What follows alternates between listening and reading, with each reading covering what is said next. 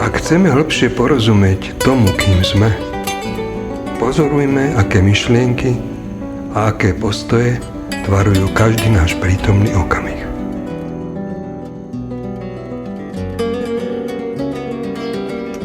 Od nás záleží, čo do seba vpustíme, a od nás záleží, čo z nás vychádza von.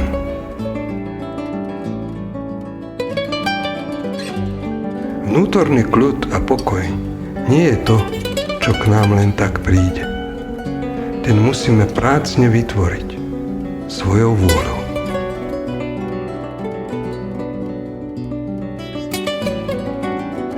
Venujme každý deň aspoň chvíľku pozorovaniu čohokoľvek a uvidíme, že veci vôbec nie sú také, aké sa nám na prvý pohľad javia. Skutočnosť je omnoho hĺbšia.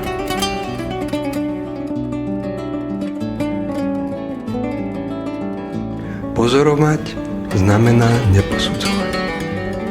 Neposudzovať znamená nelpieť. Nelpieť znamená budovať si v sebe slobodu. A budovať si v sebe slobodu znamená prebúdzať v sebe lásku.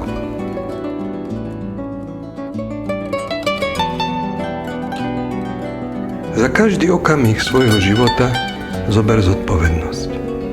Len tak postupne porozumieš tomu, kým si.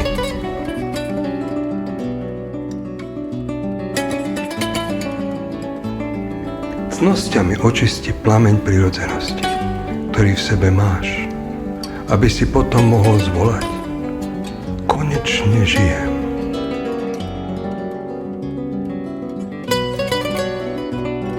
Rozvíjaj svojho ducha, aby svet sa potešil krásou nového stvorenia.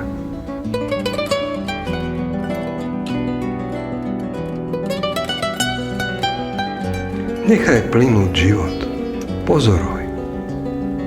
Buď ten nemý svedok, ktorý raz volá: aha, tak toto je.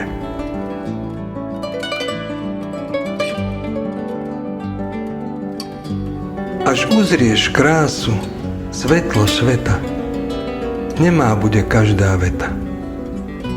A blažený úsmev tvojho srdca na to v tichosti sa bude pozerať.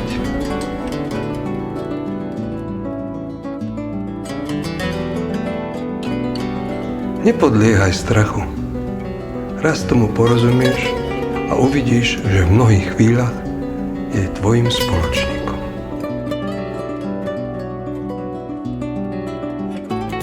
Za každých okolností si stráž čistotu úmyslov, lebo tie v prítomnom okamihu určujú, kým budeš v budúcnosti.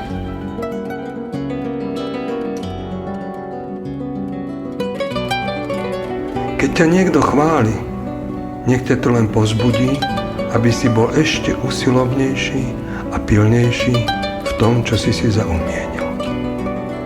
No nepoddaj sa nikdy poklonkom, buď si vždy vedomý toho, kde momentálne stojíš.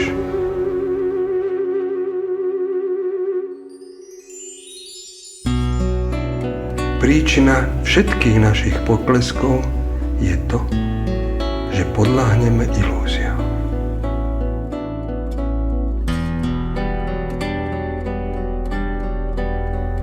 Nikdy sa nevzdávajme budovania cnosti, ale čo najrýchlejšie opúšťajme neresť.